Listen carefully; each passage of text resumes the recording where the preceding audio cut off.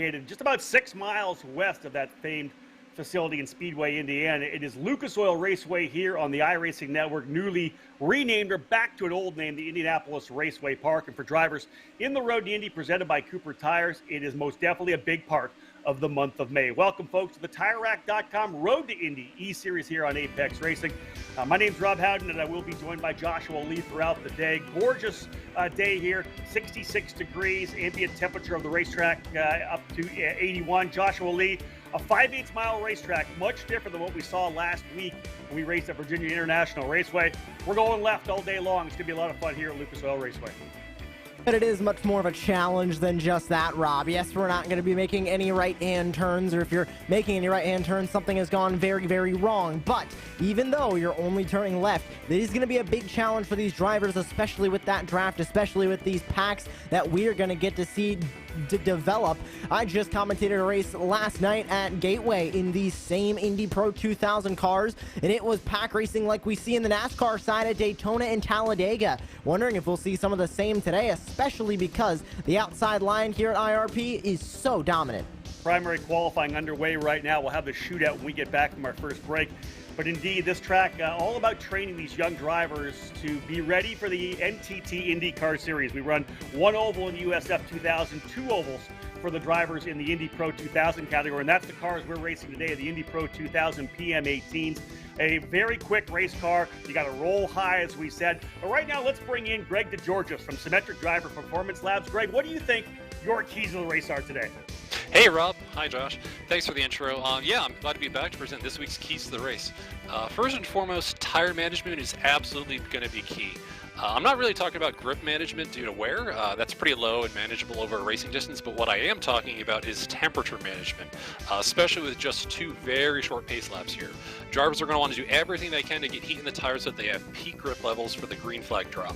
I drove here on iRacing myself quite a lot this week, and let me tell you, this car is really dicey to drive if you don't get the tires up to temperature.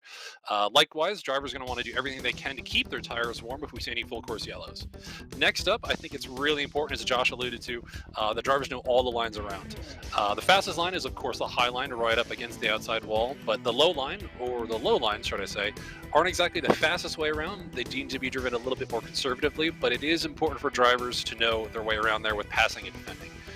Let's also hope that none of our drivers tonight have claustrophobia, because everyone will be up close and personal tonight. As in past races here, both real and virtual, the racing is the closest it will ever be in the road to Indy. Especially with this being iRacing, drivers also need to leave a little bit of room for netcode. Also with the high line and the low line, that means we'll definitely see 2 and possibly even 3 wide scenarios. I do think that drivers who have either triple screen setups on their sims or VR will definitely have an advantage when it comes to looking and seeing everyone around. Back to you, Rob. Yeah, I'll tell you, Greg, a lot goes into finding success here at IRP, or again, as I said, Lucas Oil Raceway, when we're talking about running here in the iRacing virtual world. Should be a lot of fun to watch things get underway. It's going to be a tremendous race for sure. Drivers just capping off qualifying. As I had said before, we will have a Fast 6 shootout coming up here as well. That'll be coming momentarily after drivers have worked their way in to get things underway. And again, qualifying done, lots of great keys to the race. It is tough, it's a hard racetrack, and Greg gave you a lot of fantastic insight. Back trackside, the top 6 drivers from qualifying will be rolling out for their shootout runs. So let's head to the IndyCar Ministry Chaplain, Jason Holt, for the invocation, followed by the national anthem. Let's pray. God, thank you so much for the gift of life, the gift of today. Lord, and for the opportunity these drivers have to showcase their talents in such a unique and interesting way through technology. We pray that all would go well, would go smooth with technology, God, that we'd have a fun and a great day of racing. We ask all this in Jesus' name. Amen.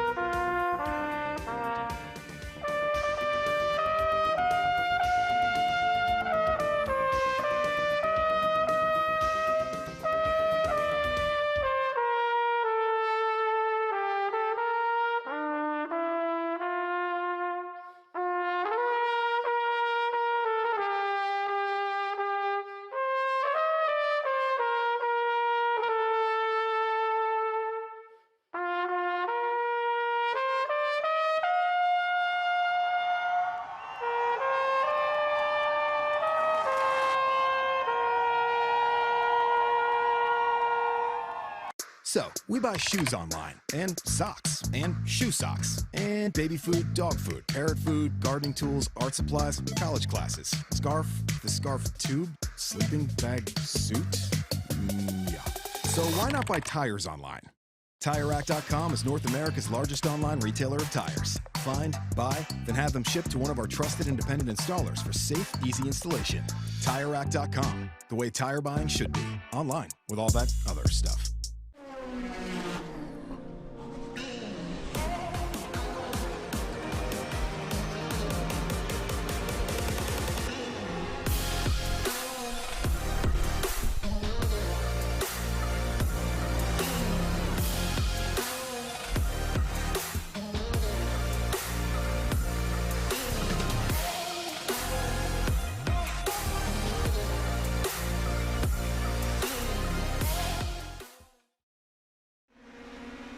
Welcome back to the virtual Lucas Oil Raceway, or as we will refer to it here in 2022, back to Indianapolis Raceway Park, IRP. Rob Howden here in the Cooper Tire Broadcast Center, alongside Joshua Lee and Greg DeGeorgis. Joshua, about 2.5 minutes remaining. What is shootout qualifying? The top 6 drivers from qualifying, 22 drivers in total here today, but the top 6 getting an opportunity to head back out onto the track for 5 minutes to dice it out.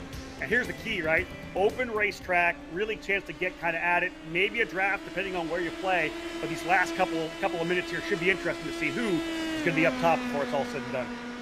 And I'm definitely interested to see which drivers, because we are in open qualifying, right? It is not single car qualifying where we have a set lap count and they can do as many laps through that as they want. We have just 21 minutes of open track, and of course about 18.5 of that is now down, and we have about 2.5 of it remaining. But with that said, gives the drivers an opportunity to get a bit of a slipstream, get a bit of a draft from the drivers around them to put in a faster time. Alessandro Di Tullio, great finishes from him last week when we went to Virginia. He was able to, at the top of the board now, run a 19.59 as his fastest lap.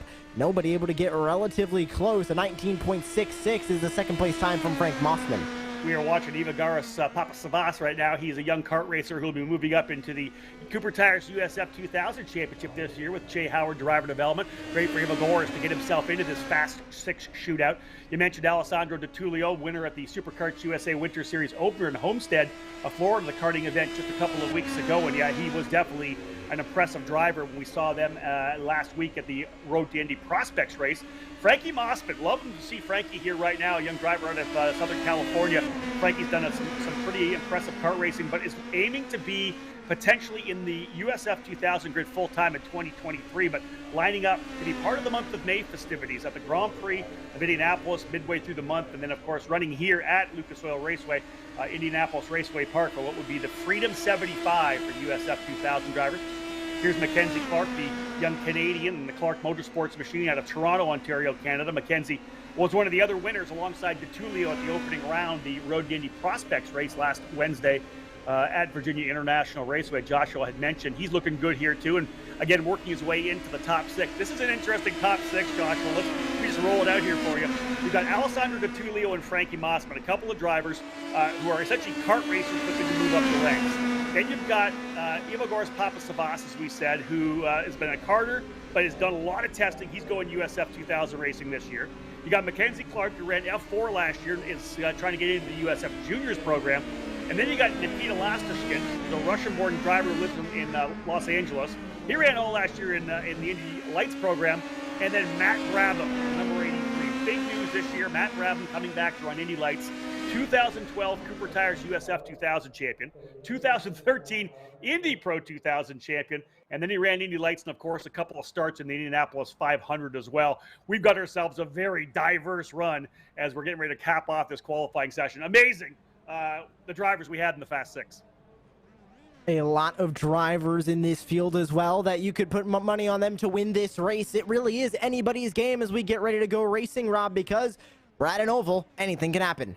So here he is, folks, the winner of the Symmetric Pole Award, Alessandro Di Tullio, will start on the pole position. The Parolin USA, his karting team, a 19.588 fast lap for Di Tullio here at Indianapolis Raceway Park. He'll start things off. Frankie Mossman, though, doing exactly what he wanted to do, get some experience before the Freedom 75 this coming May. Looking very good, the number 77 for Mossman Motorsports. He'll start on the outside of row number 1. Row 2, Nikita Lastishkin, as I mentioned, hoping to get back into the Indy Lights grid here for 2022. And Ivagoras Papasavas for Jay Howard. Driver development, just 0.08 of a second back, starting on the outside of row 2. There is your feature race winner from 1 week ago, Mackenzie Clark, to the outside of Matt Brabham. You got Victor Anderson and Noah Ping. They're going to share that 4th row, a pair of Velocity Racing development drivers. Yeah, Anderson actually just announcing that program that he'll run with Velocity Racing Development this year. Noah Ping's going to be in the USF Juniors program. Moving back into row number 5, Benjamin Peterson, the front runner for this year's Indy Lights Championship, no doubt about that. Peterson in that number 24 for Global Racing Group with HMD Motorsports.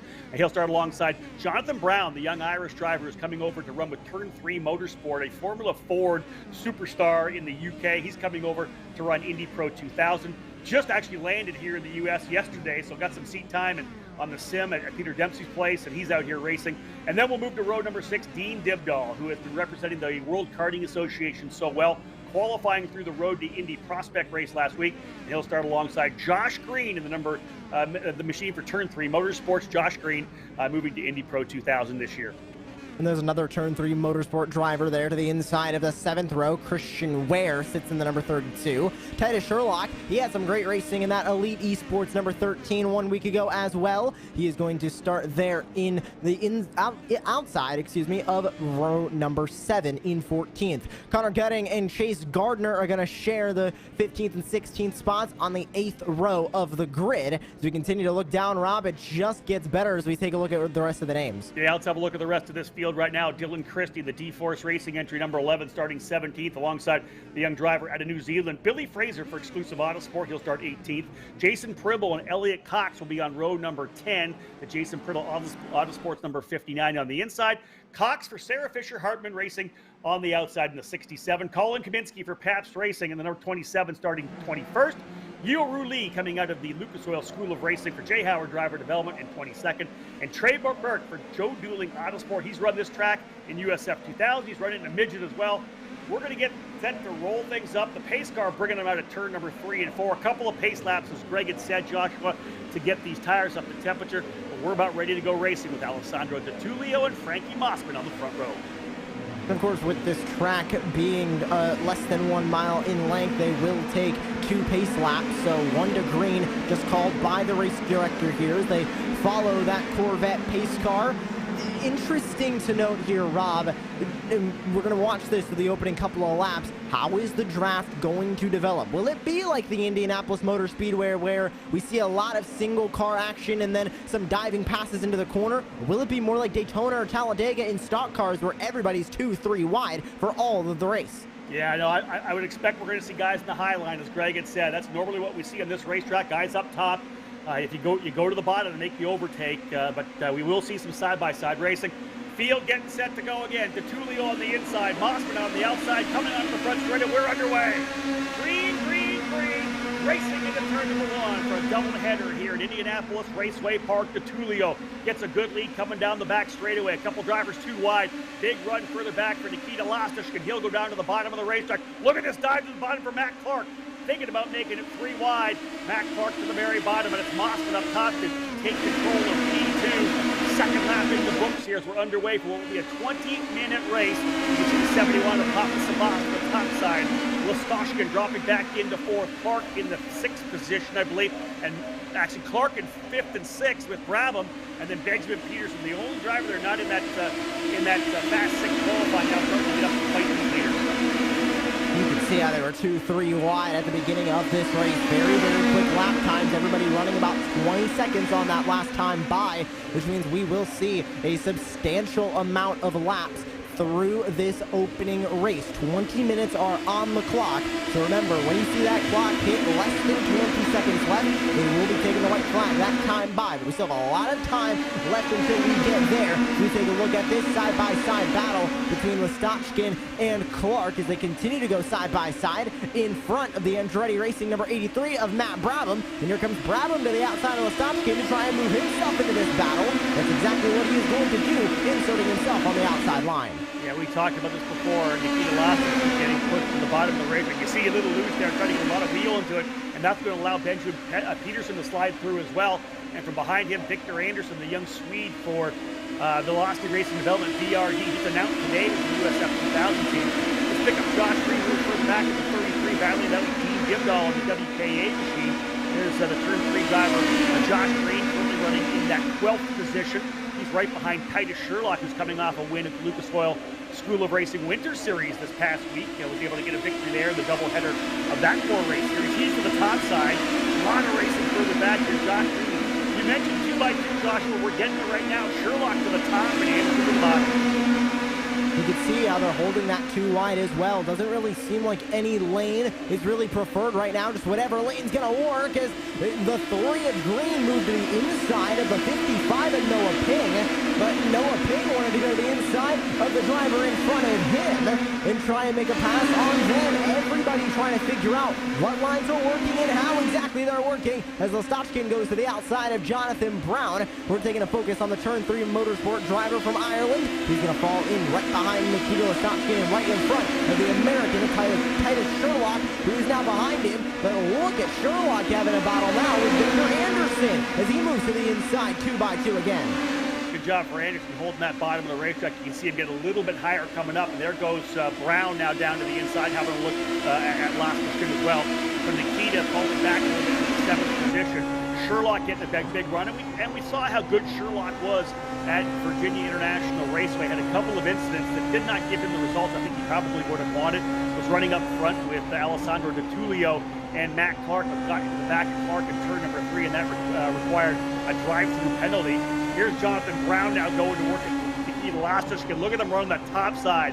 If you've ever tried to run iRacing here at Lucas Oil Raceway, it is a tough place to go quick. You've got to run around the top. And Joshua, I'm sure you can attest, it takes a lot mentally to be able to run up top. Greg DeGeorge has talked about it in the piece of the race. It's almost like claustrophobia. You're going to get maybe a bit dizzy running the top side like that, but it really tests these drivers in their mental fortitude. Especially the drivers running to the inside, you need to have perfect control over that car, because if you understeer, you're going into the wall. If you oversteer, you're going into the car under you. So it's very, very difficult. And it looks like the 7 of Yeo Lee is down the inside line with a bit of damage to that number 7. We'll see if we can pick up what exactly happened to the South Korean. But here's another heads-up battle. The 26 of Matt Clark on the outside. Into the inside, Benjamin Peterson. Canadian versus American fight as there goes Yeo Lee in the 7. Down to the inside and into the pit lane. Looks like they're going to have to grab one of their fast repairs as we go into just about over 4 minutes gone in this race. And we're ticking off these laps very, very quickly here, Rob. This is going to be a long race for these drivers. Have a look at a replay we've had here. There was an incident between Chase Gardner and Christian Weir. We're going to pick that up here momentarily to find out what happened there between the drivers that got connected there. So indeed, trouble a little further back in the pack. We weren't able to get to see that. But yeah, contact between Gardner and Weir. Let's come back on here with Mackenzie Clark. Matt Clark from Canada doing a pretty good job. Benjamin Peterson all over him. He's got that American flag. Lives in Seattle, Washington. Actually born in Denmark. He's been over here since he was 4 years of age. And a bunch of racing overseas in British Formula 3. Did the F4 program here as well. Indy Lights last year was really, Joshua, one of the most consistent, most impressive drivers over the second half of the season. I rate Benjamin very highly. I think he's going to be very strong in the Indy Lights series this year, potentially trying to get that championship that would give him that scholarship to move up to the NTT IndyCar series. But I like this right now. You got 2 drivers, one trying to get into USF Juniors, one trying to get into IndyCar. This is what this eSeries is all about, blending all this road to Indy talent together. And look at the battle they're having on this track as well, as Mackenzie Clark almost bends it into the outside wall, keeps it off of it. We stay green, and he's able to stay to the tail end of the top 5. but Benjamin Peterson trying to catch up. How about this group further back here? They're in a good battle as well. It's the two of Jonathan Brown going up against Titus Sherlock. Turn 3 Autosport driver in Jonathan Brown. And Titus Sherlock, of course, is his allegiance with Elite Esports, another group of drivers. Titus Sherlock in USF Juniors and Jonathan Brown in Indy Pro 2000, meeting up here in the virtual space behind the wheel of these Indy Pro 2000 cars. But it looks like both of them very, very used to the virtual space as they run 8th and 9th currently on the racetrack. Yes, it's about mid-pack, but still some great racing going on through here as we go through the sort of awkward middle portion of the race, Rob. No cautions, no pit stops really on the horizon. Everybody's trying to figure out their cars and see which drivers they can make moves on ahead of them. Well, let's bring Greg Jorgensen here from the Symmetric Driver Performance Lab. Greg, we talked about this. Now you're midway through. These guys, as Joshua said, they bagged a bunch of laps off already. We've got 7 minutes in the books, 7 minutes of complete focus. Great battle here between Jonathan Brown and Titus Sherlock. What's the setup going to be like?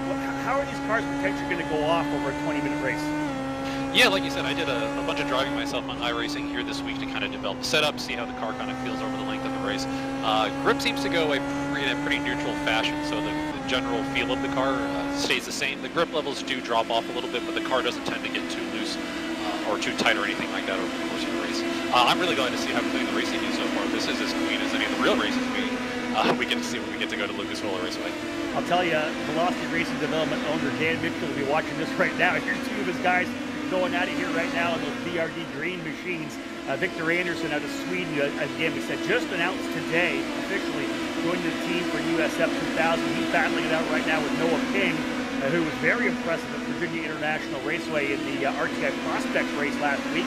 I'm actually going to have a chance to talk with Noah King tomorrow for a Road to Indy Insider podcast. Again, he'll be in USF 2000, so a couple of VRD drivers running nose to tail, and that is 10 and 11. And they're actually getting chased down a little bit here as well. Behind them, Josh Green's trying to get into the fight as well. But again, back to the battle, Josh, between Jonathan Brown and Titus Sherlock. Sherlock does not let up on the pressure at all, and give it up to Brown, a guy with tons of experience and success in Formula Ford racing. He's used to close quarters, drafting competition. You know he's not faltering at all. Doesn't seem like at all, but take a look at the move to the bottom for Titus Sherlock. Here he saw the opportunity going down into turn number 1, trying to go to the bottom of the racetrack. Is it going to work for him? No, it's not. So it looks like as we go into the middle portion of this race, the outside line is starting to show to be the preferred passing line. Problem with that is, Rob, everybody prefers the outside line here at IRP. It's very, very hard pressed to find a driver that prefers running down on the inside line. So it's going to be very, very difficult for some of these drivers to make passes. Here's Billy Frazier for Exclusive Autosport out of New Zealand, trying to work his way past Trey Burke, who sits currently in P15, but the New Zealander with no prevail on that top 15 spot just yet. A couple of drivers who have had some trouble on the racetrack. Colin Kaminsky out already. He'll be back in race number 2. You mentioned Christian Weir getting together with Chase Gardner. Dylan Christie having some issues as well, as did Jason Scribble.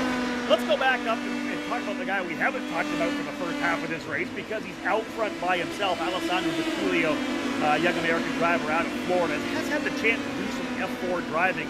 Doesn't really have the budget right now, I think, to be able to make a move. Running with Parolin USA in pole position motorsports, had a really good chance to see this driver run at the Supercars USA Winter Series at Homestead in the first week of January. Put a dominant show both days. Actually lost after winning on track, lost the first day because of an issue in tech with the engine. Came back the next day, got redemption, and scored the victory. We're back there again in the first week of February. You know he's going to be trying to sweep things to get that championship. But Vitulio has been so impressive here in the virtual space. Love what he was able to do at VIR, and be able to do it here on the challenging oval at Lucas Oil Raceway. What a run. Same goes for Igor Papasavas for Jay Howard Driver Development. A lot of testing being done, already announced to being in USF 2000 this year. Again, I'm super excited to see what he can do. And for me, Joshua, to see what he's doing here in iRacing, this bodes really well for what Eva Boris is going to be able to do when we get on track at St. Petersburg at the end of February. And that's kind of how it's going for a lot of these drivers that are here in the virtual space and this series as well, running against other drivers that are in Indy Lights, running against other drivers that are in Indy Pro 2000, USF 2000, just any sort of part of the Road to Indy ladder. everybody is able to race against each other in the virtual space. A great opportunity for other drivers to see who's on the up and coming, and a great opportunity for some race teams as well. We talked about it at the end of the broadcast 1 week ago, how team owners can take this virtual series and see which drivers have the talent in the virtual space to try and make their way through the real life world and get their way into the IndyCar series. Yeah, you know, and I think one of the keys about it is not so much outright pace. You're looking at a driver out here, you know, again, we're iRacing here, and it transitions, it doesn't transition completely to driving, you know, a real race car outdoors, but racecraft is something that does transition, to be able to stay out of trouble. We're seeing, this has been an amazing run so far. We're 11 and a half minutes in. These drivers are doing a tremendous job here right now. You saw close quarters racing. That's what these team owners are going to like to see. Look at this battle here. Jonathan Brown still holding that spot. They're trying to roll up here now on, I believe, Nikita Lastishkin. So yeah, that is actually 7th, 8th, and 9th. Lastishkin and Brown and Sherlock. So you've got an Indy Lights racer, you've got an Indy Pro 2000 rookie, and you got a driver looking to go into the USF Juniors program here in 2022. Great cross-section of the road, Indy presented by Cooper Tires, and each one of them showing great racecraft thus far. They're all running very, very close together on the racetrack, and Lastopkin still leading this group in P7. And you have that battle between Brown and Sherlock that basically, since the drop of the green flag, they have not separated from each other as they continue the race now across the line again. Now underneath 8 minutes to go.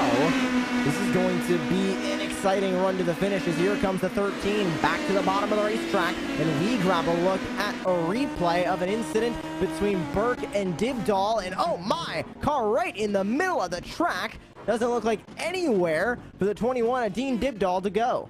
Yeah, Dibdahl got sideways. I think looked to me like Burke just center punched him, kind of T-boned him there. That happens on the racetrack, man. When you get sideways, there's not a lot of place to go. One of the things about this track is the car is always on edge. You always have that G-load pushing to the outside. So there's not much you can do when the driver's in front of you. There's really nowhere to go. You unwind the wheel to go to the top, and it goes there real quick. You try to pinch it down. The car's going to start to rotate. On the straightaway, it's so quick and rolling out there when something happens in front of you like you saw in that replay. There's literally nothing you can do. But Dean Dibdahl's out of this one, as is Leo Lee, Dylan Christie, Christian Weir, and Colin Kaminsky. So 5 drivers out of the race. It looks like Trey Burke about 5 laps down, having to get rolling again. But to get back on board with Titus Sherlock, we have watched this race throughout the first 13 and a half minutes. He has not wavered on the pressure. The driver's in the wall up top. That might be Matt Clark. Matt Clark in the wall. Joshua Thomas, turn number 3. So the driver is running in the top 5, making contact. He'll fall down the order.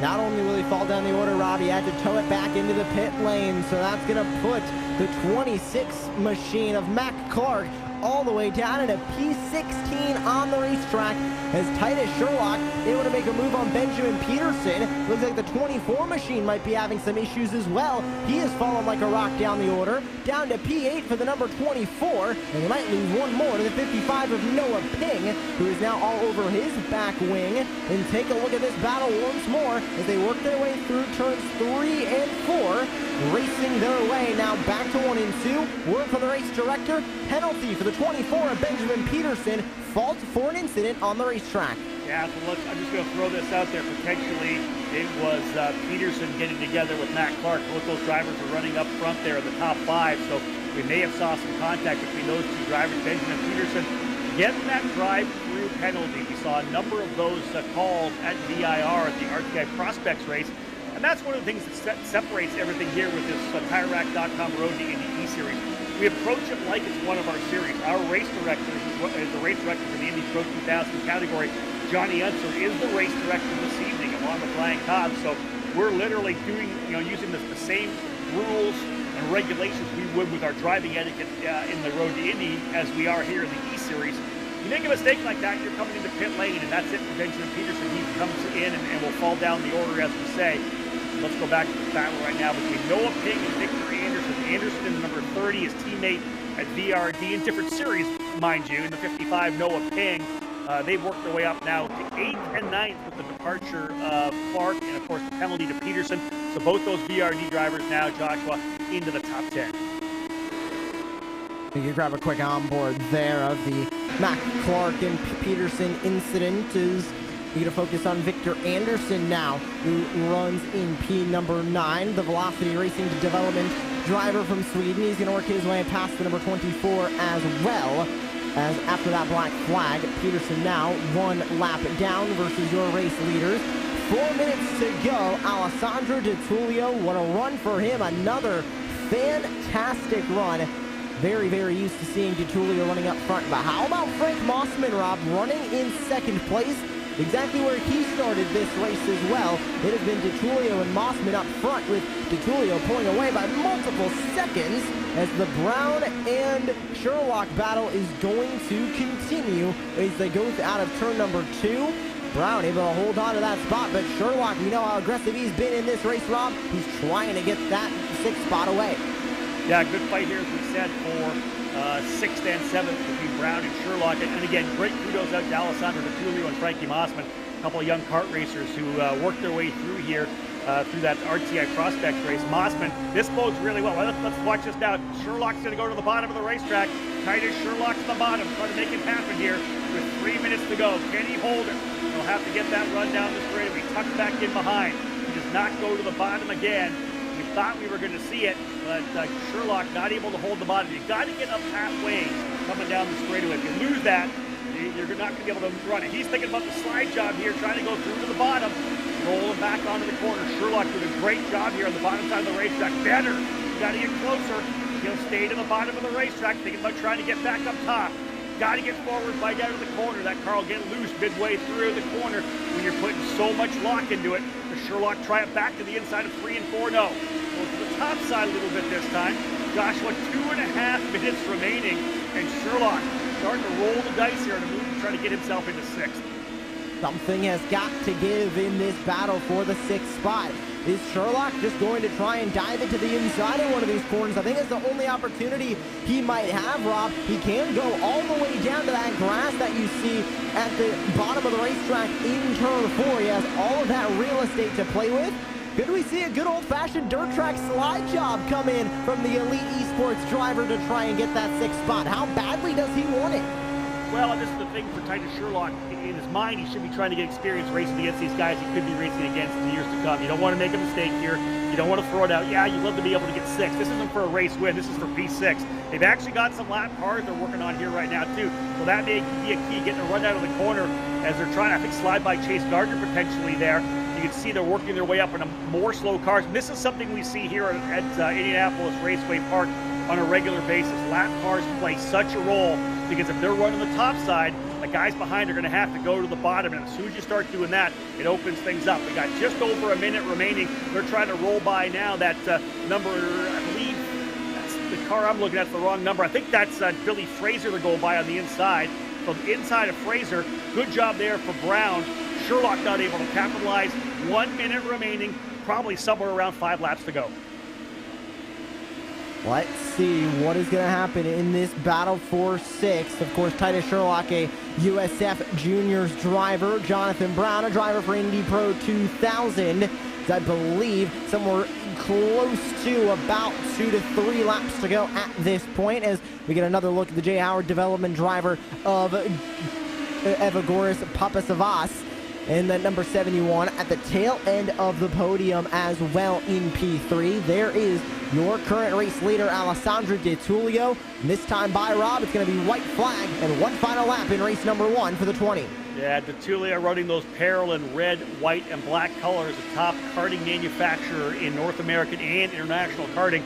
And Di Tullio's getting the job done. As we said, it'll be the final lap. He'll work his way down the back straightaway. What a performance it's been here on challenging conditions running at Lucas Oil Raceway. IRP out of turn number 3, out of turn number 4. He'll win once again, his 2nd win here on the TireRack.com Road to Indy eSeries. Alessandro Di Tullio getting the victory at the line.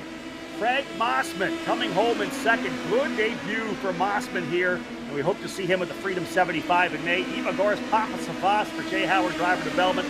Matthew Brabham coming home 4th. Nikita Lashtushkin in 5th.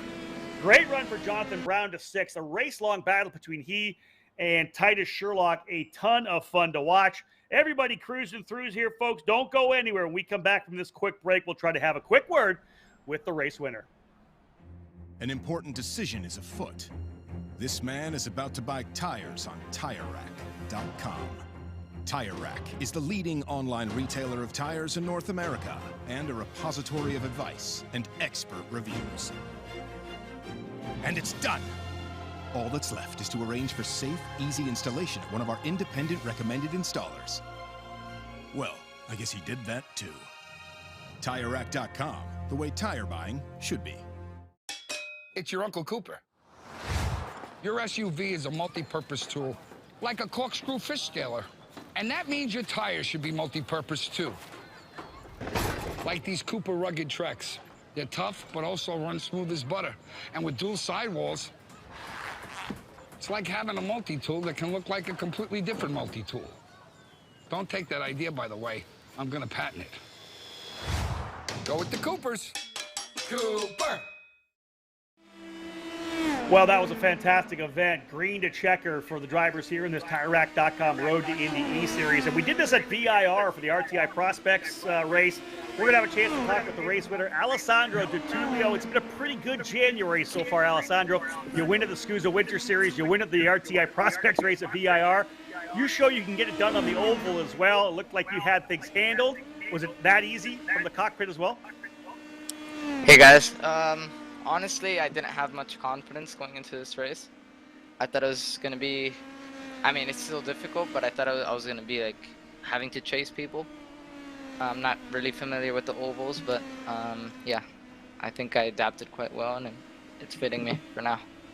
Overall, are you happy? Obviously, you had to get through some of the lap traffic. Did they give you enough room? Yeah, the lap traffic honestly was managed quite well. All the drivers were, they were very aware of, me coming through. So yeah, thanks to them. You're obviously a little nervous coming in. How do you feel about starting back in 10th position? We invert the top 10, so you'll be back there on the outside of row number 5 for the start of this one. Any thoughts before you get back in the race car? I'm gonna try to be patient on the start. I know it's probably gonna be a bit hectic, especially because it's the second race. So I think I'm just gonna try to, get a clean start and then go from there. It's gonna be hard to pass. Yeah. But hopefully a top 5. Good man. Get back in the car. You can jump up out of the car on the track right now. A number of guys are getting some hot laps in. Folks, race number 2 coming up. We'll be able to set the lineup for you. Don't go anywhere. All live here on Rev TV. An important decision is afoot. This man is about to buy tires on TireRack.com. Tire Rack is the leading online retailer of tires in North America and a repository of advice and expert reviews. And it's done! All that's left is to arrange for safe, easy installation at one of our independent recommended installers. Well, I guess he did that too. TireRack.com, the way tire buying should be. Rickmotech high-performance sim racing equipment. Whether you're just looking to have fun, train for race day, or become a serious esports competitor, Rickmotech has you covered.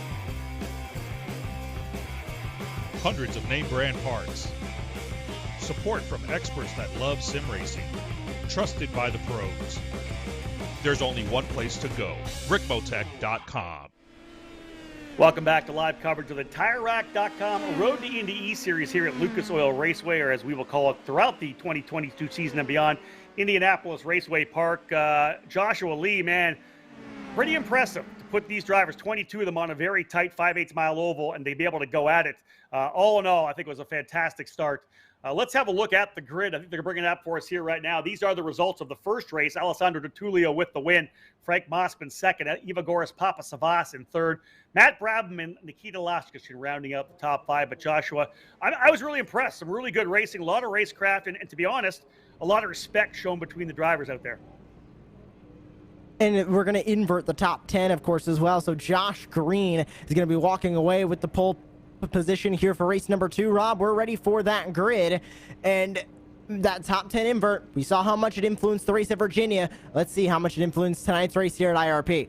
As Joshua said, Josh Green for Turn 3 Motorsports starting on the pole position. That'll put Victor Anderson after that great battle with his teammate Noah Ping. Anderson on the outside of row number 1. Row 2 will indeed have Ping on the inside in that Green Velocity Racing Development Machine. Outside, Titus Sherlock, who battled with Jonathan Brown all race long. Sherlock starting on the outside of row number 2. Jonathan Brown and Nikita Listachkin are going to share that third row. Matt Brabham and Eva Goris Papasavas, two very, very fast drivers in race number 1. Let's see if they can continue that momentum here in race 2 as they start on row 4. Well, they were P2 and P1 respectively in the first race of the doubleheader. Let's see what they do from row 5. Frank Mossman will start on the outside in the number 77, or the inside rather, in the number 77. Race winner Alessandro De Tullio will start on the outside rather of row number 5. That'll be P10. And then row number 6 sees Connor Gutting starting 11th in the number 10. And Billy Fraser worked his way up from deep in the field. A 12th place run for Fraser puts him on the outside of row 6. As the Corvette pace car rolls off, Benjamin Peterson, he had a black flag that put him down to P13 in race number 1. Elliot Cox will start to the outside of that 7th row. Chase Gardner and Mackenzie Clark, the winner of race number 2 from Virginia 1 week ago, will start to the outside of that 8th row. Rob, let's take a look at the rest of the grid as we get ready to go green. Indeed, Jason Pribble and Trey Burke will be on row number 9. Dean Dibdahl and Yoru Lee on row 10. Dylan Christie and Christian Weir on row 11, and Colin McKaminsky is going to have to start from the tail of the field in 23rd. Greg DeGeorgis, what do you think here as a driver coach? What do you tell your young steeds when they're heading out for another race, having just turned in a really good effort? Yeah, that was a fantastic race. I think that first race was definitely pretty clean. Let's hope that they have the same attitude for this second race and it doesn't get any messier than we saw the first time. Yeah, obviously a different mindset every time, right? Hey, I didn't get what I wanted the first race. I can change it here. We'll wrap things up if I have to. Well, I'd like to see some of these guys coming to the back, and I want to see this amazing respect and racecraft that we saw in the opening race continue. Josh Green starting on the front row alongside a driver who will look to make his first road to Indy start at St. Petersburg in USF 2000 in late February. Green coming into his 3rd year in the season. He's getting ready to punch off. Green won last year the finale at Mid-Ohio in USF 2000. Let's see if he's able to take advantage of his pole position. We're getting things underway. Drivers on the loud pedal. Green, green, green. And we'll race our way into turn number 1. Josh Green using that top side. Gets about 3 car lengths coming out of turn number 2. Big run for Titus Sherlock. He already works his way into 3rd rather. Right up on the gearbox now of Anderson. Noah Ping midway through the corner as well. He's keeping it down to the bottom. Otherwise, opening lap going in the books. Joshua, pretty good start there for Josh Green. What a start, and there's a car into the catch fence as they go into turn 1. Benjamin Peterson's going to get turned as well. We have a full course caution on the racetrack, and it looks like Brown involved. Matt Brabham might have gotten damaged there as well. Connor Gutting looks like he was also involved in the incident in turn number 1. We'll see all the drivers involved when we grab a look at the replay, but Rob, incident already, so we're less than a minute gone in this race. Just coming down the straightaway, front straightaway to start lap number 2, and a couple of drivers who really starred in the opening race having trouble. Again, you mentioned Jonathan Brown, Frankie Mossman, Benjamin Peterson, all those drivers out, and that's tough because you want to get the points, accrue the points here to try to win this championship overall for the RTI Pro Series drivers. Josh Green getting a really good start, as we said, but yeah, ends up being contact there coming into turn number 1. All I saw, I was passing off to you, Josh. I looked over and there were cars airborne. Not really sure what happened there, but I did see the blue and white machine. Matthew Brabham involved, and just, man, said, that's tough after having a really good run to the top 5. And we'll hopefully grab a look at the replay of that incident, but what a start for Josh Green as well. We need to talk about the 3 machine at the front of this pack. A great run to start the night for Green here in race number 2. Same thing with Victor Anderson. 2 names that we did not hear about in race number 1 nearly at all, and they did an amazing job on that start to stay 1st and 2nd. And we'll grab a look now at that replay of the incident in turn number 1. Looked like about 3 cars involved, and there was more on the front straightaway. Looks like multiple drivers turned around, and there goes the 10 at Connor Gutting into the air. Yeah, I think it was Brown. I think Brown lost the rear coming out of turn number 4. You saw him slide back across the racetrack. He was all the way down to the bottom of the track, and then when the car overcorrected, came right back across from driver's left to driver's right, and that's when he got into Connor Gutting and sent him up into the air. Brabham kind of came through as well. And that happens. And Greg DeGeorgis, we got time, and I think here, I don't know if we're going to green yet, but Greg, talk about these cars when the tires are cold, right? They were not brought up to temperature as of yet. Yeah, exactly. Just like you said, it's really, and I said at the keys to the race, it's really important that they keep their tires warm. It looks like we're about to go green here. Yeah, indeed. And that was probably just that. Brown trying to get on it early, coming out of turn number 4, lost the rear end, kind of collateral damage further back, the accordion effect. We are back to green flag racing. We have to take care of these tires in the opening couple of laps. Titus Sherlock's been able to get by Victor Anderson. Anderson back to the bottom. We saw a lot of this. Hard to make the car stick, especially with cold tires right now. Anderson holding on to the spot. Titus Sherlock up into second. Anderson runs third. And this has allowed Josh Green to pull away to a nice little advantage. Probably about 6 or 7 car lengths coming down the back straightaway here at IRP. You see Anderson slotting in. And what a debut for Anderson so far. He'll look to the bottom here, trying to get that run out of the corner. Side by side with Sherlock. A little bit of contact. Sherlock keeps it off the wall. Further back, the battle between Papa Savas and Lastushkin side by side. Papa Savas has got the high side. Hey, Joshua, what do we say? Let's go racing in race number 2. These guys got the elbows up.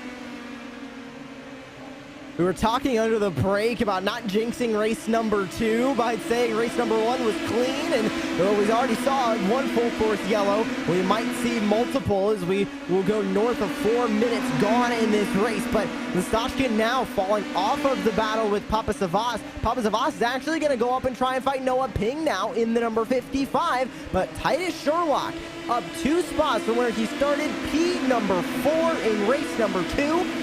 Can he challenge for the race lead? Same exact story, just a different race, Rob. The race leader, it's not Alessandro Di Tullio, it's Josh Green, but he's pulling away by multiple seconds now on the racetrack. And we've said this before about USF 2000 and Indy Pro 2000 here at IRP Indianapolis Raceway Park. Qualifying is so key, right? It is a track position race. If you start 15th or 12th, you're not going to win the race. It's just too tough to work your way forward. But that said, that's why we're seeing a guy like Josh Green up front. Titus Sherlock's worked his way forward. My guy to watch right now is Alessandro Di Tullio. Can he get himself forward? We saw that he was able to win and pull away as the leader with no trouble. But here's Di Tullio right now trying to go to work on Nikita Lastushkin. Can he find a way by? Is he that much better here in the iRacing service to be able to get it done? You can see the pole position Motorsports logo in the front. He'll go to the bottom again.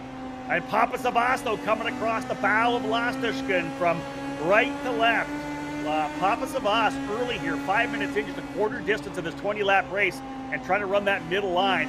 I don't know if it's the best place to go to burn the tires up a little bit. Top line always a bit better.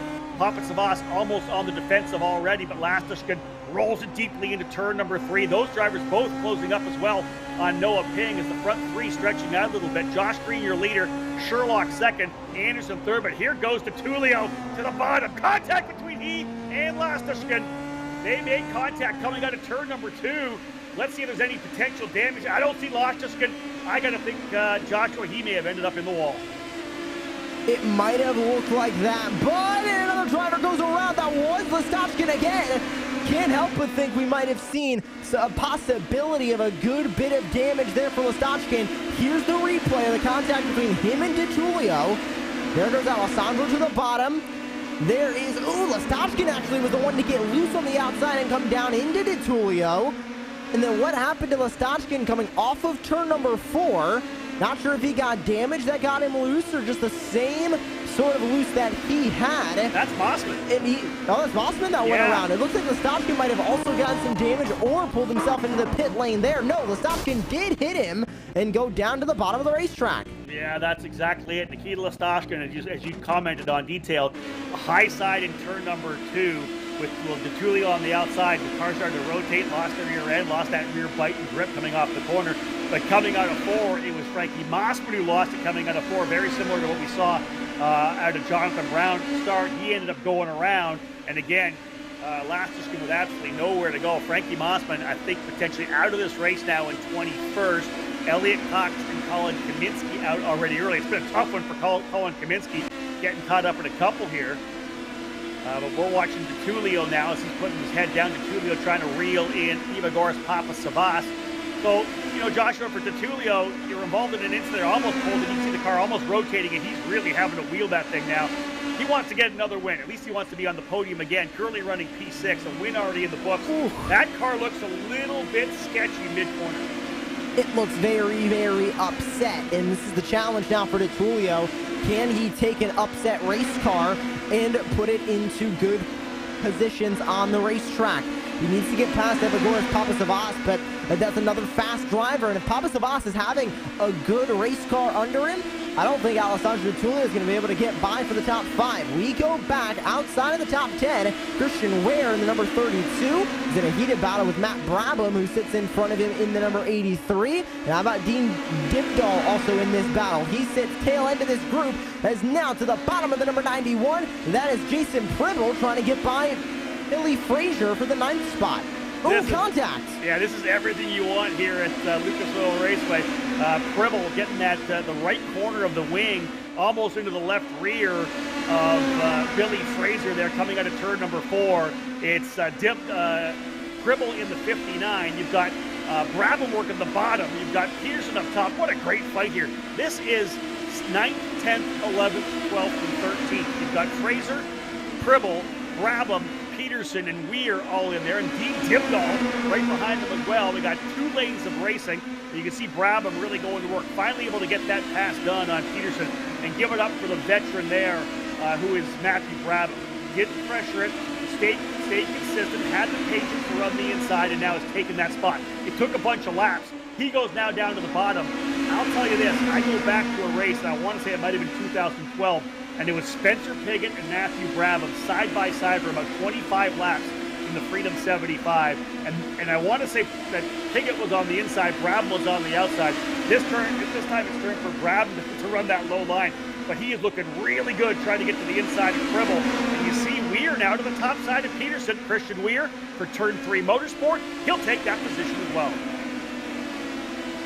The side-by-side continues, and the inside line just does not seem to do anything for these drivers. We saw DeTulio try and make the move to the inside, and they get sort of even side-by-side, or maybe even a little bit quicker by the mid-corner, but once you get on exit, that run the outside line gets is just too good. As the 83 of Brabham goes back to the bottom, he thought about making it 3 wide there about a lap ago, did not do it. Benjamin Peterson almost makes a touch to the wall behind, as it looks like Noah Ping has just lost 2 spots on the time tower. He's down into P6 and trying to protect the inside line from the 83, goes to 59 of Pribble.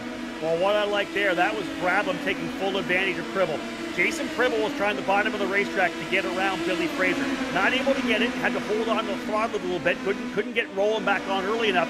Brabham got the big run, almost an over-under, an oval racing over-under. Got a better run on the straightaway, and when Pribble had to get back up top with less forward bite coming out of turn number 3, it was Brabham going down to the bottom. So Matthew Brabham, he and Pribble kind of going back and forth for 9th. We'll go back on board with Titus Sherlock. It's been a great day for Sherlock. Finished, I believe, 6th in that opening round, battling it out with, it might have been 7th actually, battling it out with Jonathan Brown. He now runs in 3rd spot. Make that 2nd, I think, here for Titus Sherlock. As Sherlock's trying to get a good run here. This is the battle for the lead. This is actually the lead right now. Josh Green in the 33, Titus Sherlock. I didn't think the lead was that close. Joshua, what a good run here for Sherlock, putting the pressure on the road to Indy veteran. We talked about his battle in race number 1, and now that's going to graduate from a battle for around P6 to a battle for P1 on this racetrack.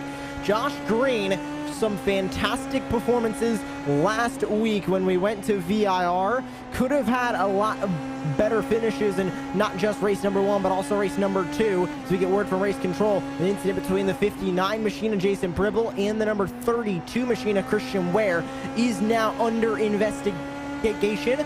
What can Titus Sherlock really do here to get around Josh Green for the race lead? Is he willing to be very aggressive for this win and try and make a dive bomb for it? Let's take a look at a replay that happened to the incident that is now under review. Yeah, we're on board right now with Nikita Lassus, and he'll give us a look at it. Yeah, big contact there for a couple drivers further back. Jason Pribble was involved in that as well. Here's Sherlock thinking about the top. Again, that was the contact we saw. Let's go right back here to the battle. Drive-through penalty getting laid down for the 59 of Jason Pribble, saying it was his responsibility. But we've got ourselves a battle for the race lead. And I'll tell you, we're not done with Victor Anderson. He's coming to watch them as well. It's been an interesting line for Titus Sherlock over the last couple of laps. A lot lower down the racetrack than I would have thought. Normally the drivers will run the top side. Josh Green seems happy to run that same kind of middle groove line as well, instead of running right up to the very top. And look who's back there lurking, ready to take advantage of it. Still a long way to go. 7.5 minutes remaining in this 20-minute race for the drivers here in the Tire Rack Road to Indy eSeries. I'm Rob Howden, joined by Joshua Lee and Greg DeGeorgis here in the Cooper Tire Broadcast Center. Hope you're enjoying yourself today. We say hello To all you viewers on Rev TV, or whether you're watching on the Keep the Tire Facebook page or the Road to Indy TV YouTube channel, here's the battle again between Trey Burke. He's fighting it out with Mackenzie Clark. Burke to the bottom of the racetrack, and Burke, just a great story. Joshua, a guy that came up through dirt racing, junior sprints, micro sprints, got into some midget racing and some sprint car racing, and said, you know, I want to follow the footsteps of a guy like AJ Foyt. I want to be able to go from dirt racing into, contact between he and Clark, get it back on there. But Burke wanted to get it here to the road Indy, wanted to try to get the Indy car. I'm sure we'll still do some dirt racing, but a very difficult year last year, learning the ins and outs of the USF 2000 program. He'll be back, of course, here in 2022. But I like this battle with Matt Clark right now. This is that fight for sixth, and I think for Trey Burke, he'll enjoy being back in kind of home turf. We're really having a good run right now for P6. You can see him trying to make that move on Matt Clark up in front of him, and he's right there, right on that back wing, and maybe luckily, maybe unluckily, not like traditional short track stock cars where you have a bumper to be able to make moves with. It is all wings here that are very, very sensitive, very, very delicate, to where you can't really use them to make passes. You gotta use runs, you gotta use slipstream. So that's gonna make it a little bit more challenging for Titus Sherlock, but it also gives Josh Green a big advantage because he knows that if Titus Sherlock makes contact with him, not only is Josh Green gonna be out of the race, but so is Titus Sherlock. Yeah, indeed, both these drivers trying to show good patience. We are looking forward, of course, to getting to Indianapolis Raceway Park on the Indianapolis 500 weekend for what will be the Carb Night Classic, the Freedom 75 for USF 2000 and the Freedom 90 for the drivers in the Indy Pro 2000 category. We often run with a lot of the USAC categories as well, the midgets and the Silver Crown cars. They take a much different line, a lot lower on the racetrack, kind of getting down to the apex and then rolling back out of the corner. Trey Burke has been there before, so he understands that line. For these cars here, with the downforce that they have, they can run that high line. There's trouble for Sherlock. He's into the wall and outside of turn number 2. Titus Sherlock, and he gets contacted by Billy Fraser as well. A tumble for Sherlock coming down the back straightaway. That's going to move Victor Anderson up into second. Trouble for Titus Sherlock. There's the fight again for Trey Burke. He keeps scrapping it out, and it's Matthew Bradman come up in there as well. But I'll tell you, we saw this last week at VIR. No luck for Titus Sherlock. Joshua looked like he was lining up for a podium, maybe even a race win. It doesn't happen as he ends up in the barriers on the exit of turn number 2. And that was very, very slight contact with Victor Anderson as well. The incident now under review between cars 13 and 30. Just so, like you mentioned, so unfortunate for Titus Sherlock. A great run in race number 2, and a podium just got stripped away from him. Let's take a look at the replay of what happened here. It just looked like a small tap of wheels, and that sent the 13 of Titus Sherlock around, a hard hit into the wall. I'm not sure who he made contact with to send him up and into the air, but unfortunate for the 13, and he's not going to be finishing in the top 10 now either. And it has been reviewed. No action is the word from the race officials. Yeah, I'm not surprised with that. It all looked like side-by-side contact. Both those drivers coming out of turn number 2. The car just intrinsically wants to work its way up the racetrack. Sherlock trying to hold the top side. Victor Anderson on the bottom. All you got to do is do side-by-side contact with those drivers. And of course, when Sherlock went around, it was Billy Fraser who made contact with him and threw him up in the air. Really strong run otherwise for Sherlock. He'll be able to take that to the next event, February the 2nd, when he's back with the RTI Prospect drivers. Let's go back on board with Anderson and whether or not there could be any kind of damage for him. He looks pretty good right now. He has not fallen back at all from our leader, Josh Green, in the Turn 3 Motorsports number 3 rather. So Josh Green doing a pretty solid job out front. Anderson trying to come home with a podium finish. And look who finds his way up into third spot, Alessandro DiTullio, and he's still pushing. We have just over 4 minutes remaining in this race, and we're still at it. So potentially 15 or 16 laps still, and DiTullio trying to go to work to get himself back to the front. It's been a great day so far. Started up front on the pole position, capitalized and leveraged that into a race win in the opening round of this doubleheader at Indianapolis Raceway Park. He's now putting the fight here to the top 3. Joshua, I think we got ourselves a race in our hands. Green, Anderson, and DiTullio, 1, 2, 3. How much time does DiTullio have, and will he be able to make a move for this race win? He's got Victor Anderson in between himself and Josh Green, but Alessandro DiTullio has gained 7 spots from where he started in 10th. Driver into the wall on the outside. Everybody of the leaders avoid it. But dealing with lapped machines now is Josh Green. Is this going to slow him down, or is it going to speed him up? He's able to get behind the number 63. That's Trey Burke. How is Anderson and DiTullio going to navigate around this lap machine? Can DiTullio use it as a pick to get by? No, he can't. DiTullio stays P3. Well, I'll tell you, the driver they almost got into was Nikita Lastishkin. He had some trouble with slowing. I think he probably slowed and let them go coming through turn number 4. Big head of steam for DiTullio, and he had to make evasive maneuvers to get to the inside of the racetrack. Luckily to have no contact there. Green's been lucky so far, as we have less than 2 minutes remaining in this one. Green's got that pretty solid advantage. DiTullio going to try to go to work here on Victor Anderson. And again, just a minute and a half remaining in this race. They'll work their way down the back straightaway again. Josh Green looking to capitalize and do exactly what DiTullio did in the opening round, and that was optimize the pole position and score the race win. They'll work their way down the front straightaway here again. Still over a minute remaining in this one, but Anderson, the Swedish driver, will make his debut in USF 2000 this year. Looking pretty good here. His debut in the Road to Indy eSeries, brought to you by TireRack.com. Joshua having a good run here, but getting pressured by one of the best we've seen. Take a look at this battle for the lead. 3 drivers all fighting for this race win at IRP. About 4 laps remaining. Josh Green trying to hold on. Anderson trying to keep DiTullio behind. DiTullio just trying to go forward to get this race win. Take a look at the dive from the 20 to try and get close. Anderson reeling in Green. Look at that lead, significantly smaller than last time by. We got about 40 seconds to go. And it's DiTullio going to the bottom of Anderson. Anderson trying to keep his focus forward as he's trying to make a move for the race win. DiTullio right up on the gearbox, working his way down into turn number 3. DiTullio down to the bottom. Can he get forward by? He does. Contact between the 2 drivers. Oh, able to hold on. I can't believe the car control for Anderson. This is going to give the race to Josh Green. Contact mid-corner. And I'll tell you, wow, Anderson sideways, full wheel. DiTullio to the bottom as well.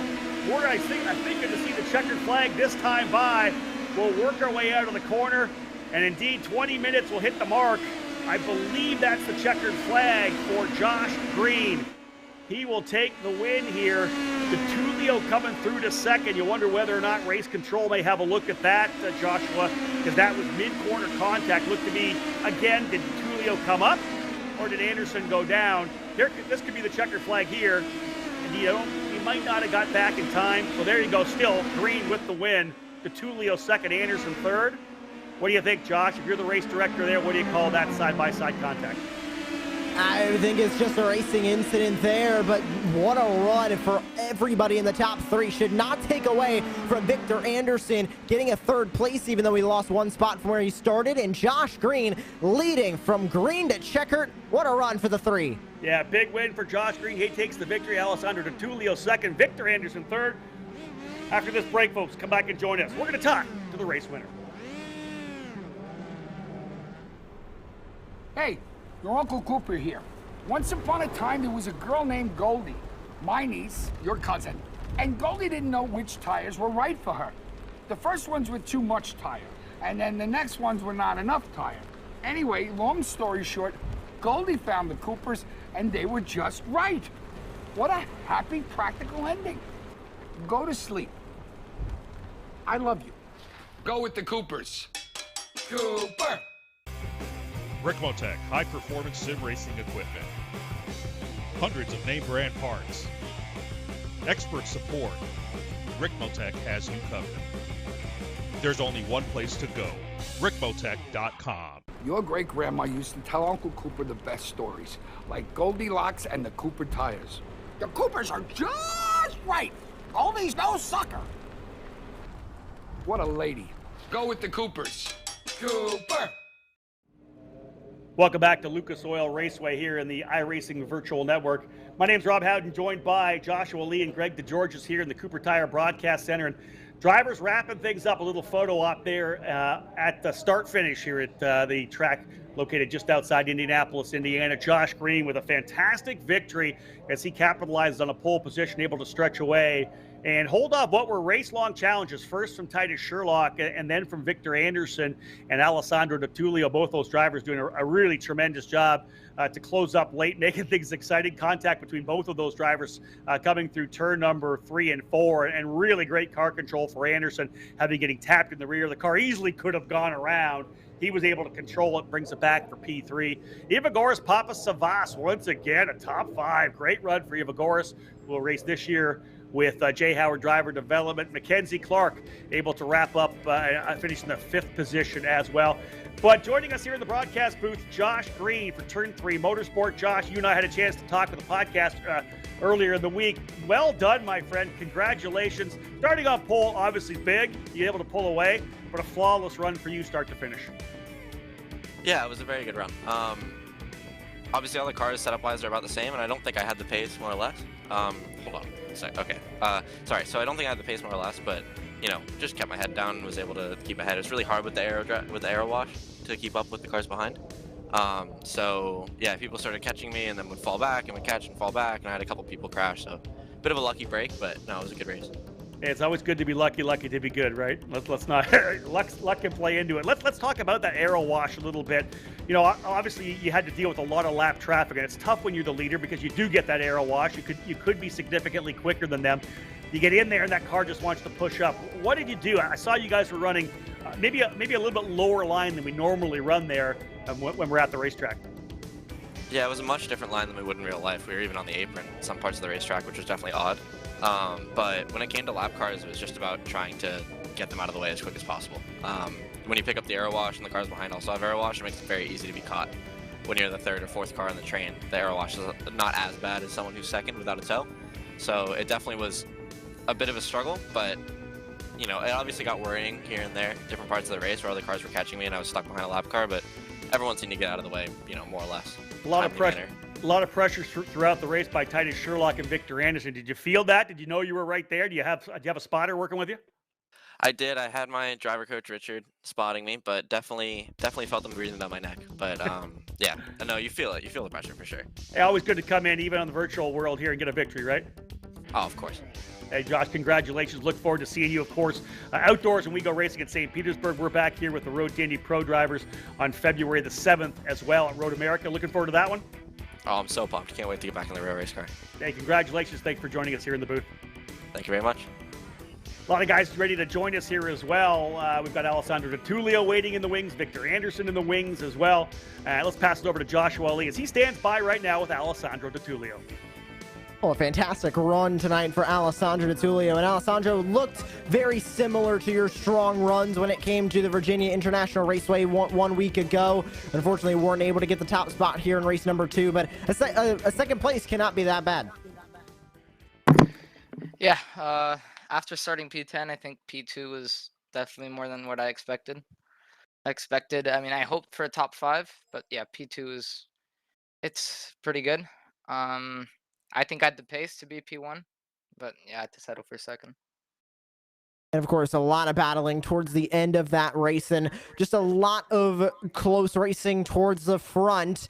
And how difficult was it out there on the track to avoid some side-by-side contact and to really make those passes? Because it looked like you were getting runs to the bottom, to the entrance of the corner, but by the time you were out of the corner, the outside line had the run down the straightaway. Yeah, I think it was a bit of a... You had to risk it a bit in order to make a pass here. It's not as easy as a road course or another oval. But yeah, you just had to send it down and then hope not to wash out and hope the guy on the outside doesn't close in too much, which happened on a couple occasions this race. And some contact happened, but nothing major, luckily. But yeah, passing was definitely something very important for this race. Well, Barber Motorsport Park in just a couple of weeks' time. Is your confidence level similar to where it was for VIR and for IRP? Yeah, Barber is a good track for me. I really like it. So yeah, I think I'll be strong there. Hopefully, I will. And we hope to be talking to you again post-race, Alessandro. Congratulations on your 2nd place finish here in race 2 and your win of race number 1 tonight. Thank you. See you guys. Great to hear from Alessandro Di Tullio. Once again, Rob, we've been hearing from him a lot here on Rev TV and Apex Racing TV. Great to hear from him once again after race 2. Yeah, Joshua, I don't think that's what the competitors wanted to hear, right? That he's really good at Barber. He obviously showed with a win at VIR, gets a win here on the Oval, and Alessandro Di Tullio will be very good. Third place runner Victor Anderson joining us in the broadcast booth right now. Victor, let me start by welcoming you to the road to Indy. You got announced today, officially confirmed, that you'll be racing with Velocity Racing Development in USF 2000. Let's just start with a welcome to the road to Indy family. Yeah, thank you. Yeah, I'm really looking forward to St. Pete to get the real season started. But yeah, quite good start to the virtual season as well. You're going to get a chance to race at this track, Lucas Oil Raceway, which we now call Indianapolis Raceway Park, old name for the facility. You're going to be there in the month of May for the Freedom 75. Thinking about you coming in here, you know, you really haven't had a chance to race with us. I was wondering how well you do on the oval. Have you practiced at all? Because, man, you look really good today. Yeah, some practice, of course. But yeah, I'm from Sweden, you know, so this is not the typical racing we do in Sweden. Exactly. So yeah, it was a bit odd. Yeah, but still very fun. Let's talk about the racing a little bit. You looked very comfortable. You put a ton of pressure on the leaders. Even in the first race, you were very strong. You were putting a lot of pressure and closing up on Josh Green a bit there. Did you have to deal with the same aero wash that he had talked about? I know you didn't hear that, but he had to deal with some aero wash. Is that something you had to deal with trying to reel him in? Yeah, I mean, of course you gain a bit slipstream on the straights, but yeah, the air wash in the corners are very big. So yeah, it was definitely noticeable, and yeah, it's difficult to pass around here. So yeah, you saw some contacts where I both gained and lost, but yeah, I'm pretty happy with the podium in the end. Let's talk about that last lap, last corner. Alessandro Di Tullio has put a ton of pressure on you, went to the bottom of the racetrack to try to hold that position. It wasn't quite able to do it. I think he may have came up to you a little bit. You may have been defending a bit. What are your thoughts on that contact in the final corner? I mean, it's tight racing, but of course I was a bit scared when the car was sideways on an oval. It's not nice, but yeah, I managed to do 2 more laps and finish the race. So yeah, it happens. I mean, yeah, it's easy to happen. Well, fantastic car control. And although it's not on the outdoor circuit, Victor, this was kind of your debut here to all of us in the Road to Indy family. Congratulations. You showed very well. Look forward to seeing what you can do outdoors. Yeah, thank you. Victor Anderson coming home third, folks. There you go. Josh Green, P1, Alessandro Di Tullio in second, Victor Anderson in third, Ivagoras Papasavas in fourth, and Mackenzie Clark rounding out the top 5. Joshua, I'll let you wrap up the top 10. Dean Dibdahl is going to finish there in P6. Trey Burke will finish P7. Noah Ping, Dylan Christie, and Matt Brabham. A great top 10 that we see there. And some great racers, even though we had only the top 6 finish on the lead lap. Some great battling all through the midfield as well in both race 1 and race 2 tonight. Yeah, Titus Sherlock, even with the incident, ends up in 11th. Christian Weir in 12th. Jonathan Brown, 13th. Connor Gutting in the 14th spot, Nikita Lastishkin in 15th, Jason Pribble, Yoru Lee, and Billy Fraser 15th, 16th, 17th, and 18th. All in all, as we said, a strong night, and I think kind of surprising us all a little bit based on the fact that we had such good racing in the first race going essentially green to checker, 1 full course yellow in race number 2. I think we all expected it could be a little bit uglier, but it was not. We saw some tremendous racing for sure. And again, kudos to the guys who were able to get wins. Just some tremendous racing all around. For those of you watching on Rev TV, we hope you enjoyed tonight's TireRack.com Road to Indy eSeries event. The IRP Oval never ever lacks action. Kudos again to tonight's winners, Alessandro Di Tullio and Josh Green. If you want to join us for the remainder of our post-race show, head over to Road to Indy TV's YouTube channel. We're lining up more driver interviews, and we'll take the opportunity as well to preview next week's racetrack. Join us back here on Rev TV on Wednesday, February the 2nd for the 3rd round of the TireRack.com Road to Indy eSeries presented by Cooper Tires. When our group of talented prospect drivers are back on track to take on Barber Motorsports Park, where they'll all be gunning for the opportunity to fight with this year's Road to Indy drivers. Again, folks, it's been a great weekend here, a great night. I always say weekend because that's what we do racing, but it's been a great day. On behalf of everyone from the Road to Indy presented by Cooper Tires, Apex Racing TV, and my broadcast partners Joshua Lee and Greg DeGeorgis, this is Rob Howden signing off from Indianapolis Raceway Park. Bye for now.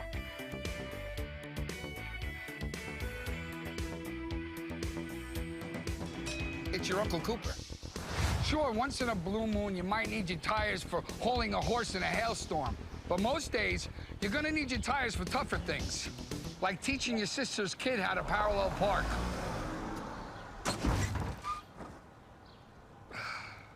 Thankfully, These Cooper and Duramaxes aren't just tough, they're everyday tough. Okay, there's a lot of improvement. Go with the Coopers. Cooper! So, we buy shoes online, and socks, and shoe socks, and baby food, dog food, parrot food, gardening tools, art supplies, college classes, scarf, the scarf tube, sleeping bag suit? Yeah. So why not buy tires online? TireRack.com is North America's largest online retailer of tires. Find, buy, then have them shipped to one of our trusted independent installers for safe, easy installation. TireRack.com, the way tire buying should be. Online, with all that other stuff.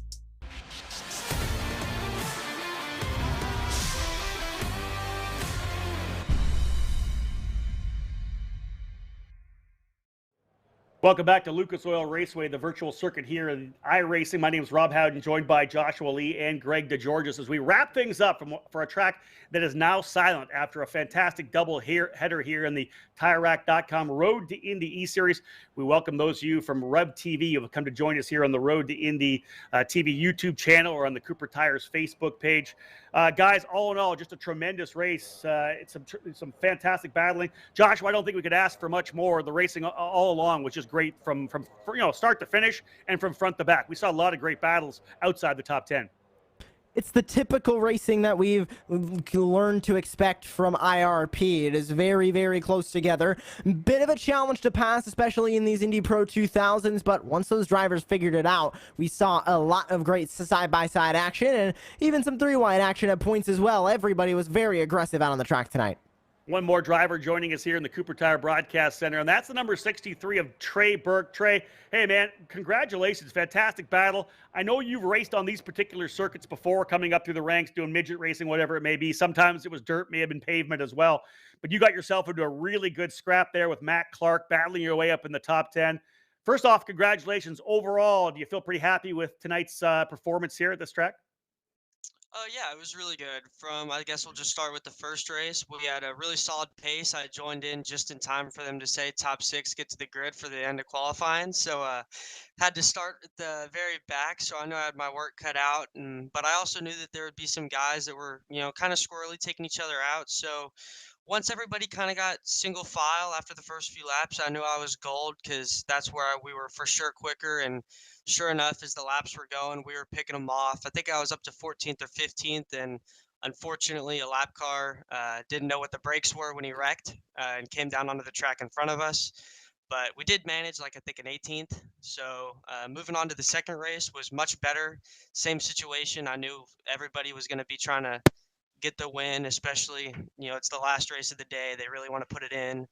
But got clean. I had a lot of close calls. I know that I was quicker than Matt Clark for sure, just because I could look at the lap times and I was looking how I'd catch him. I'd try something, I'd fall back, and I'd come back. Unfortunately, this track is really difficult to pass, but thankfully he was really clean about it until unfortunately getting collected in a little accident. But, no race is perfect. We've talked about this racetrack, and we chatted with Josh Green, who ended up winning the race. You guys, obviously, when you're there at IRP, you're going to run the high line all the way around. You come down to the bottom to pass, whatever it may be. You've got to kind of pick up the different nuances of what the tracks are like here on iRacing, right? They're not the same as outdoors. You guys were able to use a lot of the racetrack. Josh even mentioned going down to the apron on occasion. It really is kind of adapting to what the track offers up here on the iRacing network. Oh, for sure. I mean, I know I was doing stuff and I was smiling as I was doing it, thinking there's no way that this would work in real life. But if iRacing will give it to me, I'll take it, man. I was throwing sliders a time or two in the first race, just, double file, couldn't get it done. But shoot, man, I'll throw it all the way on the inside, and it worked. I figured you were going to go back and use some of your oval sprint car stuff. I like to hear that. Hey, listen, you've been doing a lot of testing in the off season here. I've been seeing you on social. How are you feeling in the race car? You and the Joe Dueling Autosport crew. You got that first year in the books, right? You got that first year of learning. You come back, everything that you didn't know at the start of last season. Now you've got it, in kind of your vernacular. You get it. How's testing gone, and how do you feel about the 2022 season? I'm feeling great. I know our testing's been good. We're going back to Sebring on Monday and Tuesday. I know that our big thing, and anybody that looks at results can see this, qualifying has always been my Achilles heel. We can race hard, but we cannot qualify. So I think if we can get that down, which we've been doing a great job. Our entire crew, everybody has just been putting in the work. It's not just me out there. And I think this season should be very, very promising just from the testing we've done. I like to hear that, Trey. That's fantastic. Of course, we'll see you outdoors at the Grand Prix of St. Petersburg at the end of February. But we're back here on the TireRack.com Road to Indy eSeries on February the 7th. We'll be at Road America for that one. I know that'll be a good one. We'll see you there. Yes, sir. I'm pretty sure I'll be there. Thank you. I like to hear it. Spring training coming for these drivers as well. Joshua Lee, they're looking forward to trying to get back out and go racing, but this is a lot of fun bringing all these drivers together. And we said it at the very start of the broadcast, right? The wide spectrum of drivers, our top 10 from the RTI's prospect drivers coming in to race against our existing and, returning Road to Indy racers and USF 2000, Indy Pro, and even Indy Lights to have Matthew Brabham and Benjamin Peterson running. Just a great opportunity for all these young drivers. And to me, I look at this as a huge takeaway, a huge positive, just the way they all performed tonight.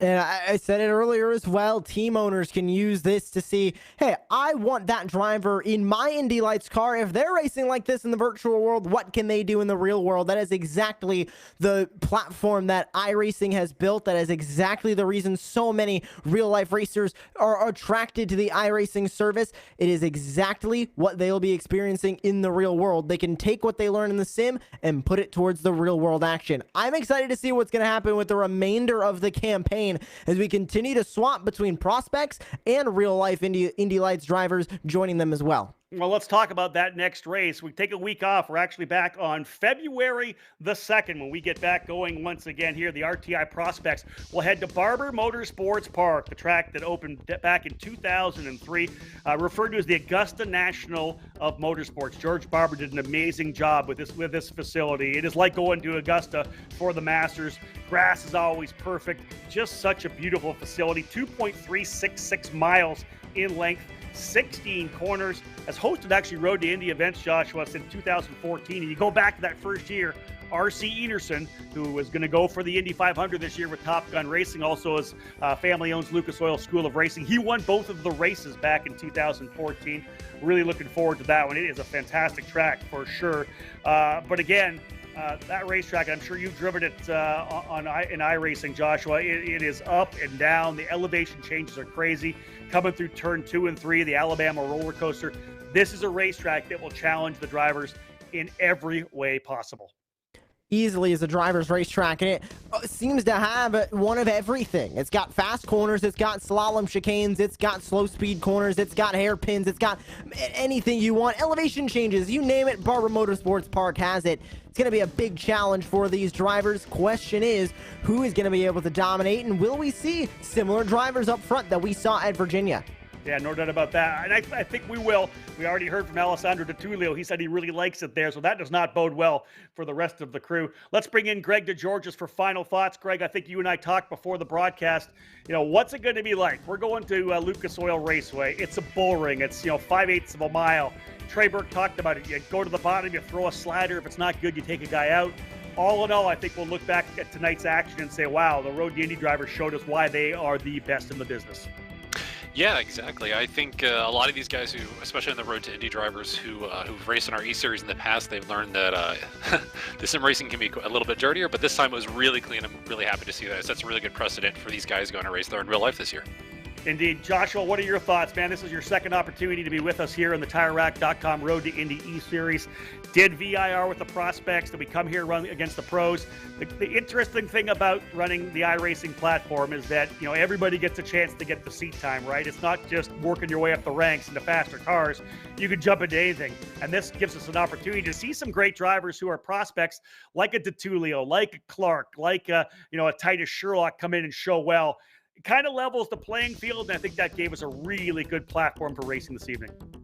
And it was a bit of night and day versus where we were in Virginia and where we were tonight, but a couple of names started to show through as fast drivers on whether you put them on a road course or an oval. Talking about Alessandro DiTullio, talking about Mac Clark, talking about Dean Dibdahl, he's up there as well. A lot of names that were fast at Virginia were fast tonight. If they're fast at Barber Motorsports Park, I'd be watching out for those drivers to be the dominant ones in this campaign. Yeah, and the great thing is we look forward to the early March when we have our Road to Indy Invitational. We'll bring back a lot of our drivers who have worked their way out of the Road to Indy into IndyCar, maybe into IMSA. They'll come and join us as well. That'll be Worldwide Technology Raceway at Gateway. So in March, we're back on an oval for another great night. This one was a good one for sure. We loved it. Big thank you to TireRack.com for once again stepping up and being our primary partner here for this year's Road to Indy eSeries. It is great to have Tire Rack with us. I'll say this now. You need to get some tires, TireRack.com. Get that order. Take care of the sponsor that takes care of this series. Thank you so much. And a big thank you to everyone at Cooper Tires as well. But on behalf, as I said, of everybody from the Road to Indy, presented by Cooper Tires, Apex Racing TV, and my broadcast partners, Joshua Lee and Greg DeGeorgis. This is Rob Howden signing off from Indianapolis Raceway Park. Bye for now. An important decision is afoot. This man is about to buy tires on TireRack.com. Tire Rack is the leading online retailer of tires in North America and a repository of advice and expert reviews. And it's done! All that's left is to arrange for safe, easy installation at one of our independent recommended installers. Well, I guess he did that too. TireRack.com, the way tire buying should be.